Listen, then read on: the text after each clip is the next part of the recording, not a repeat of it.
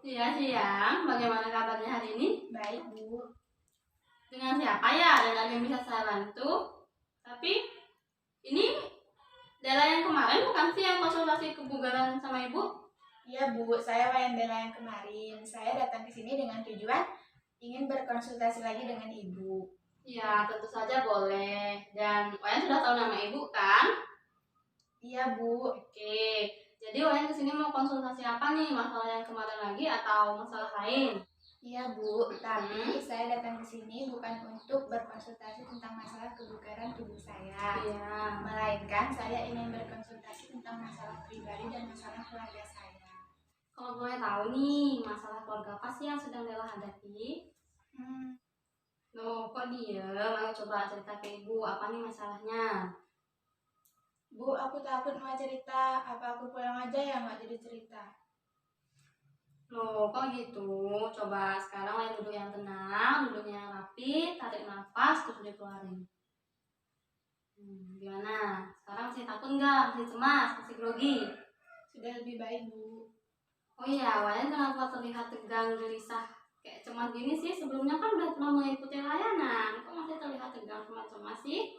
Iya sih, Bu, tapi aku masih merasa takut, cemas, dan gelisah karena aku takut Ibu menceritakan masalahku ini ke orang lain, apalagi ini masalah sensitif tentang keluargaku. Oke. Dela itu tidak usah takut, cemas, apalagi khawatir. Kemarin kan kita sudah melaksanakan layanan konseling fitness. Nah, layanan konseling fitness yang kemarin itu hampir sama dengan layanan konseling individu yang akan kita laksanakan pada pagi hari ini. Cuman bedanya, kalau layanan konseling fitness yang kemarin kita membahas mengenai kebugaran jasmani kita nih, seperti masalah fisik. Dela kemarin ingin membuat tubuhnya lebih berisi ya? Iya, Bu. Iya. Sedangkan kalau konseling individu ini kita akan membahas permasalahan yang lebih sensitif. Seperti yang Dela katakan tadi. Dela datang ke rumah Ibu tujuannya ingin konsultasi masalah keluarga. Nah, masalah keluarga ini kan masalah sensitif ya. Iya. Nah, masalah ini akan kita entaskan secara bersama-sama dengan tujuan nanti kita akan mendapatkan hasilnya atau jalan keluar dari permasalahan yang sedang Dela hadapi saat ini. Dan Dela tidak usah takut nih apabila nanti Ibu menceritakan nih masalahnya ke orang lain. Karena dalam layanan konseling individu itu, konselor dituntut untuk menjaga kerahasiaan dari kliennya. Seperti itu. Dan apabila Dela tidak percaya, kita bisa lakukan dengan bersumpah di atas kitab suci kita jika memang dirasa itu perlu untuk dilakukan. Jadi begitu ya, Bu. Ya, jadi Dela tidak usah takut, tidak usah cemas jika nanti Ibu menceritakan kembali nih ke orang-orang bahwasanya Dela punya masalah yang seperti ini dan seperti itu, ya? Iya, Bu. Oke, jadi Dela dalam melaksanakan layanan konseling individu, kliennya juga dituntut untuk bisa bersikap terbuka. Jadi nanti pada saat Dela menceritakan masalahnya, jangan ada masalah yang ditutup-tutupi. Karena jika ada masalah yang ditutupi, kita pasti akan sulit nih untuk mencari jalan keluarnya. Jadi Dela nanti harus bisa bersikap terbuka ya dengan Ibu ya. Iya, Bu. Oh iya, Ibu mau nanya nih. Tadi Dela datang ke rumah Ibu dipaksa atau karena keinginan sendiri? Karena keinginan sendiri sih, Bu. Jadi nggak ada yang maksa kan? Iya, Bu, nggak ada. Iya, sampai di sini Wayan sudah paham belum apa itu layanan konseling individu? Paham, Bu, dan sekarang aku udah nggak takut lagi mau cerita masalahku. Kalau Dela sudah paham, sebelum kita lanjut ke tahap inti nih, bagaimana kalau kita sepakati waktu terlebih dahulu supaya permasalahan ini tidak melebar kemana-mana? Jadi dalam beberapa menit nih. Bagaimana kalau 45 menit saja, Bu? 45 menit, setuju? Setuju, Bu. Ya, Dela, tadi kita sudah berkenalan, kita sudah tahu nama kita siapa, lalu kita juga sudah membahas apa sih layanan konseling individu itu, lalu kita juga sudah menyepakati waktu. Nah, Ibu mau denger nih cerita Dela yang sekarang. Apa sih masalahnya gitu? Dela mau curhat ke Ibu apa? Masalah apa gitu? Jadi begini, Bu, saya kan di rumah punya ibu tiri Ya. karena kedua orang tua saya sebelumnya sudah berpisah dan sekarang saya tinggal dengan ibu dan kedua adik tiri saya. Saya merasa dibeda-bedakan, Bu, dengan kedua adik tiri saya. Contohnya saja, jika adik tiri saya melakukan kesalahan, ya masalah itu dibiarkan berlalu begitu saja. Tetapi jika saya tidak sengaja melakukan kesalahan, habis saya Bu dimaki-maki. Selain itu, uang jajan saya dengan kedua adik tiri saya juga jauh berbeda. Jadi terkadang saya merasa bosan dan jenuh dengan keadaan seperti itu, Bu. Wah, jadi seperti itu masalahnya. Oke deh lah, di sini Ibu merasa sangat prihatin ya dengan permasalahan yang sedang kamu hadapi saat ini. Iya Bu, saya pengen bicara sama ayah kalau ibu itu nggak ada di rumah sama saya Bu. Oh, memang ayahnya Dara nggak tahu masalah ini? Enggak Bu, tapi kalau ayah di rumah ibu baik banget sama aku. Tapi kalau ayah lagi pergi ngajar di sekolah, seketika sikap ibu berubah. Kadang aku pengen ngomong sama ayah, tapi sama ibu nggak boleh, nanti aku nggak dikasih uang jajan. Jadi aku pilih diam aja Bu.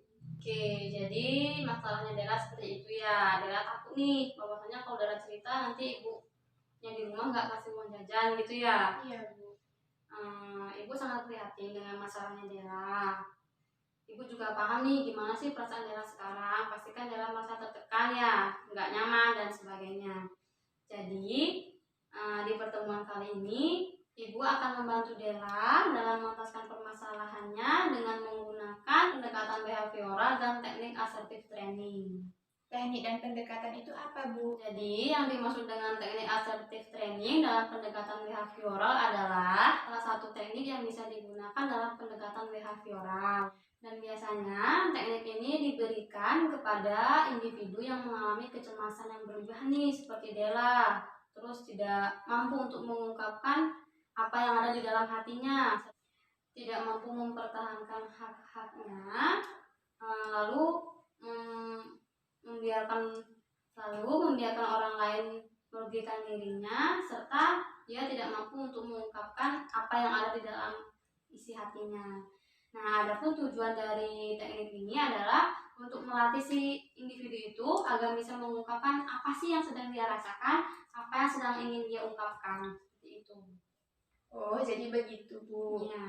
Iya Bu, emang saya ingin mendapatkan hak-hak saya seperti dulu lagi dan tidak dibeda-bedakan Bu. Iya, betul sekali Dela. Jadi Ibu ingin tahu nih, apa sih yang sebenarnya ingin Dela ungkapkan ke ayah gitu. Katanya tadi mau cerita ya ke ayah ya, mau ngomong sesuatu ke ayah Dela. Apa sih yang mau Dela ngomongin ke ayah gitu? Saya ingin bicara dengan ayah kalau ibu tiri saya itu tidak sayang dengan saya. Kalau ada ayah, dia sangat baik sama saya. Tapi kalau nggak ada ayah, dia memperlakukan saya seenaknya. Saya ingin ayah tahu kalau ibu tiri saya tidak sayang dengan saya. Jadi hanya itu nih yang ingin Dela katakan ke ayah. Iya Bu. Dela, untuk sejauh ini Ibu lihat memang Dela benar-benar merasa takut ya dan cemas dengan keadaan Dela saat ini. Nah, Ibu ingin tahu nih, coba sekarang Dela ungkapkan secara detail, secara mendalam, apa sih sebenarnya yang ingin Dela ungkapkan gitu ke ayah, supaya ayah Dela tuh tahu gitu perasaan Dela sekarang tuh benar-benar lagi cemas, lagi takut, dan lagi campur aduk nggak jelas rasanya. Coba ya. Sebenarnya ada banyak hal yang ingin saya bicarakan dengan ayah. Hanya saja saya takut dengan ibu tiri saya Bu. Dia itu nyebelin loh Bu. Oke Dela, untuk sejauh ini nih Ibu lihat Dela tuh benar-benar merasa takut dan cemas ya, apalagi dengan situasi Dela yang saat ini. Nah, Ibu ingin tahu nih, perasaan Dela yang paling dalam, apa sih sebenarnya yang ingin Dela ungkapkan ke ayah? Aku ingin bilang sama ayah kalau ibu itu jahat sama aku. Ibu juga pilih kasih sama aku. Aku ingin kita seperti dulu lagi, kumpul bertiga dengan ibu kandungku dan tidak dengan ibu tiriku yang sekarang. Ya Dela sekarang sudah memiliki gambaran ya, apa sih yang akan Dela katakan ke ayah gitu untuk menyelesaikan permasalahan yang tengah Dela hadapi sekarang. Kalau begitu, langsung saja ya kita berlatih asertif supaya Dela dapat mengungkapkan apa yang ingin Dela katakan ke ayah. Ya Bu, tapi gimana ya Bu caranya? Jadi aku harus ngomong sama ayah kalau ibu tiri aku itu jahat, pilih kasih dan juga nggak sayang sama aku. Jadi aku nggak betah tinggal di rumah. Aku ingin kita seperti dulu lagi, tinggal bertiga dengan mama kandungku dan tidak dengan ibu yang sekarang. Ya, bagus sekali ya. Dela sudah memiliki gambaran yang amat jelas nih mengenai apa yang akan Dela katakan ke ayah Dela. Nah, sekarang Ibu mau nanya nih, kalimat seperti apa yang akan Dela ungkapkan jika di hadapan Dela sekarang ini ada ayah? Apa yang ingin Dela ungkapkan ke ayah? Jadi kalimat yang bakal aku ucapin ke ayah adalah, ya ibu itu nggak sayang sama aku, dia jahat, dia juga pedih kasih sama aku. Jadi aku nggak betah tinggal sama dia. Aku ingin kita seperti dulu lagi, tinggal bertiga dengan nama kandungku dan tidak dengan ibu tiriku yang sekarang. Ya, bagus sekali ya Dela. Ibu yakin Dela pasti bisa dan mampu untuk menghadapi ini semua.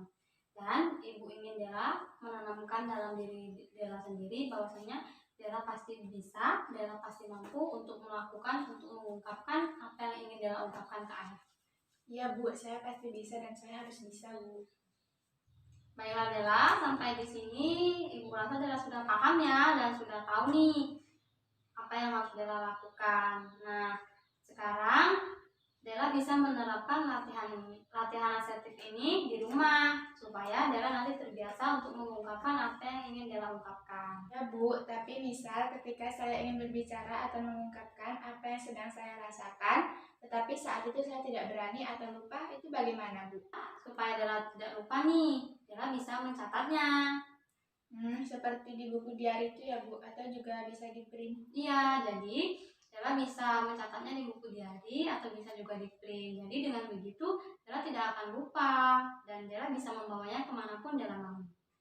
Dela, sampai di sini nih Ibu yakin dan paham bahwasanya Dela pasti bisa untuk melakukan ini semua, serta Dela pasti bisa nih untuk mendapatkan kembali hak-hak yang seharusnya menjadi milik Dela.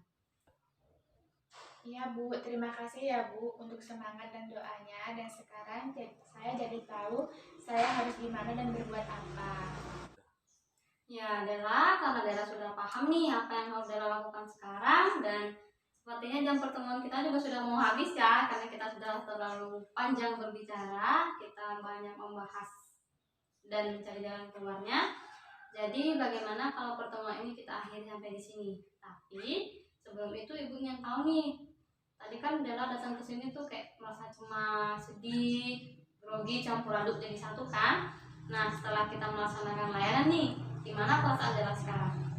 Iya Bu, saya senang dan juga bahagia karena saya tahu apa yang harus saya lakukan sekarang. Oh iya Bu, saya permisi pamit pulang dulu ya Bu.